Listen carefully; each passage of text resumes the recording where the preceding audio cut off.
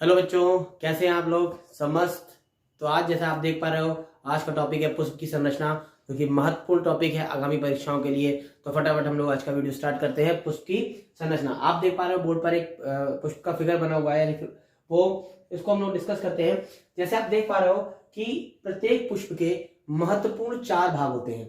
प्रत्येक पुष्प के महत्वपूर्ण 4 भाग होते हैं। हम इनको आपको दिखाने जा रहे हैं। सबसे बाहरी भाग जो होता है, सबसे बाहरी भाग होता है, इसको बोलते हैं बाह्य दल पुंज। क्या बोलते हैं? बाह्य दल पुंज, यानी इसको हम लोग कैलिक्स कहते हैं। क्या कहते हैं? कैलिक्स। उसके बाद ये दूसरा भाग दलपुंज, दूसरा भाग दलपुंज, और उसके बाद ये वाला भाग कहलाता है पुमंग। पुमंग पुमंग और पुमंग जो है वो पुष्प का नर जननांग है। क्या है? नर जननांग। और पुमंग 2 भागों से मिलकर बनता है। पुमंग 2 भागों से मिलकर बनता है। एक तो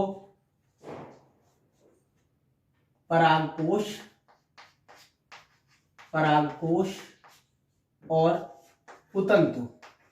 ठीक है, ये पुमंग कहलाता है। परागकोश और पुतंतु, ये जो पतला वाला भाग है ये पुतंतु कहलाता है। ठीक है, ये जो आप ये देख पा रहे हो, ये पुतंतु है और ये परागकोश है। ठीक, और परागकोश के अंदर परागकण होते हैं, जिसको हम लोग क्या बोलते हैं? नरयुग्मक बोलते हैं। ठीक, उसके बाद ये वाला भाग, सबसे ऊपर वाला भाग वर्तिकाग्र। वर्तिकाग्र, ये एक पतली सी संरचना, वर्तिका। वर्तिका, ये अंडाशय। अंडाशय, और ये वाला भाग जो है वो है अंडाणु। ठीक, अंडाणु। और ये वर्तिकाग्र, वर्तिका, अंडाशय और अंडाणु मिलकर बनाते हैं जायांग। क्या बनाते हैं? जायांग। जायांग। ठीक, ये क्या बनाते हैं? ये जायांग बनाते हैं। तो इस तरीके से पुष्प के महत्वपूर्ण भाग होते हैं। वो भाग कौन कौन से हैं? जो दलपुंज, पुमंग और जायांग। इस तरीके से ये पुष्प के 4 महत्वपूर्ण भाग हैं। अब अगर हम बात करते हैं बाह्य दल पुंज की, इसकी बात करते हैं, बाह्य दल पुंज की बात करते हैं, तो जो बाह्य दल पुंज है ये सबसे बाहरी भाग होता है। क्या होता है? यह पुष्प का या सबसे पहला भाग बोल सकते हैं, सबसे बाहरी भाग बोल सकते हैं। और ये क्या करता है? यह पत्तियों के समान, किसके समान? पत्तियों के समान, पत्तियों के समान समान हरे रंग का, पत्तियों के समान हरे रंग का दिखाई पड़ता है। दिखाई पड़ता है, पत्तियों के समान हरे रंग का दिखाई पड़ता है। और साथ ही साथ ये क्या करता है? कली की दशा में पुष्प की रक्षा करता है। यानी क्या है? ये रक्षात्मक आवरण होता है। ये रक्षात्मक आवरण होता है। किसका? पुष्प का आवरण होता है। आपने देखा होगा बहुत से ऐसे फल होते हैं, जैसे आप बैगन देख सकते हो, जो बड़ा वाला भरते वाला बैगन होता है, उसमें ये उसी के साथ लगे होते हैं हरे हरे 3। कभी कभी आपको टमाटर में भी देखने को मिल जाते हैं। वैसे मोस्टली क्या होते हैं, जब पुष्प क्या होता है, परिपक्व होता है, मैच्योर होता है, तो ये गिर जाते हैं। तो ये बाह्य दल पुंज सबसे बाहरी है, सबसे पहला महत्वपूर्ण भाग है, पत्तियों के समान हरे रंग का दिखाई देता है। और ये क्या करता है? कली की दिशा में पुष्प की रक्षा करता है। आपने गुलाब की कली देखी होगी, इस तरह से 4 हरी पत्तियों से ढकी रहती है, और जब वो पुष्प फूलता है, खिलता है, तो पत्तियां नीचे की ओर हो जाती है। ठीक, अब बात करते हैं दलपुंज की। दलपुंज, दलपुंज जो है हम लोग सामान्य भाषा में इनको पंखुड़ियां कहते हैं। क्या कहते हैं? पंखुड़ियां कहते हैं। ये कलरफुल यानी आकर्षक भाग है। पुष्प का क्या है? पुष्प का आकर्षक भाग है।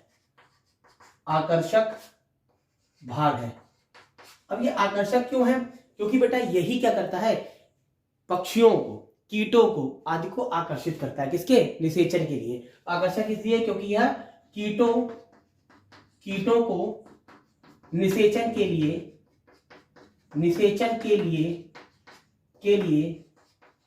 आकर्षित करता है। क्या करता है? आकर्षित करता है। निषेचन के लिए क्या करता है? आकर्षित करता है। अब इसके बाद हम लोग बात करते हैं पुमंग। किसकी बात करते हैं? पुमंग। जो पुमंग है, ये पुमंग पुष्प का नर जनन अंग है। क्या है? पुष्प का नर जनन अंग है। नर जननांग बोल सकते हैं। पुष्प का ये क्या है? नर जननांग है। और किससे मिलकर बनता है? ये परागकोश और पुतंत्र से मिलकर बनता है। किससे मिलकर बनता है? परागकोश और पुतंत्र से मिलकर बनता है। परागकोश के अंदर, यहाँ पर ये परागकोश के अंदर क्या होते हैं? छोटे छोटे पराग कण होते हैं, जिनको हम लोग पुष्प का नर युग्मक कहते हैं। क्या कहते हैं? पुष्प का नर युग्मक कहते हैं। किसको? परागकण को पुष्प का नर युग्मक कहते हैं। और बेटा ये कैसा होता है? ये होता है अगुणित। कैसा होता है? ये हमेशा अगुणित यानी हैप्लॉइड होता है। ठीक, ये क्वेश्चन हमेशा अनसॉल्व आप जब लगाएंगे इंटरमीडिएट में तो आपको दिखाई देगा कि पूछा जाता है नर युग्मक कैसे होते हैं, तो नर युग्मक बेटा हैप्लॉइड होते हैं। जस्ट उसके बाद हम लोग बात करते हैं इस तरफ जायांग की। तो जायांग क्या है? जायांग जिस तरह से पुमंग पुष्प का नर जनन अंग है, उसी तरीके से जो जायांग है वो पुष्प का मादा जनन अंग है। पुष्प का क्या है? मादा जनन अंग है। सबसे ऊपरी भाग वर्तिकाग्र, ये बेटा सबसे चौड़ा भाग होता है। उसके बाद वर्तिका एक नलिकाकार संरचना होती है जो वर्तिकाग्र को अंडाशय से मिलाती है। अंडाशय, ये पुष्प का अंडाशय है और अंडाशय के अंदर पाया जाता है अंडाणु। क्या पाया जाता है? अंडाणु।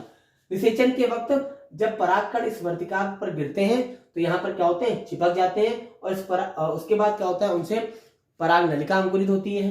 पराग नलिका इसी वर्तिकाग्र द्वारा होते हुए बीजांड में प्रवेश करती है और निषेचन की क्रिया संपूर्ण हो जाती है।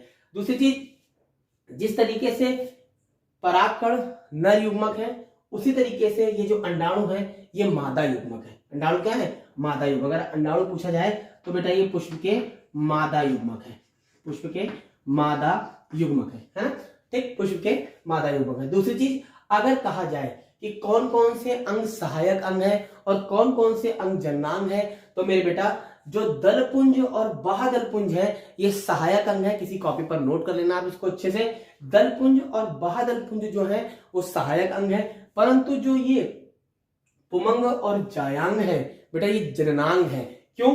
क्योंकि ये जो दलपुंज और बाह्यदलपुंज है ना, ये जनन में सहायता करते हैं, इसलिए इनको हम लोग सहायक अंग बोलते हैं और पुमंग और जायांग को क्या बोलते हैं? जननांग बोलते हैं। इस तरीके से ये पुष्प की संरचना थी जो कि यहाँ कंप्लीट होती है। इसी तरह के वीडियो के लिए आप चैनल को लाइक और सब्सक्राइब करें और कमेंट कर जरूर बताएं। धन्यवाद।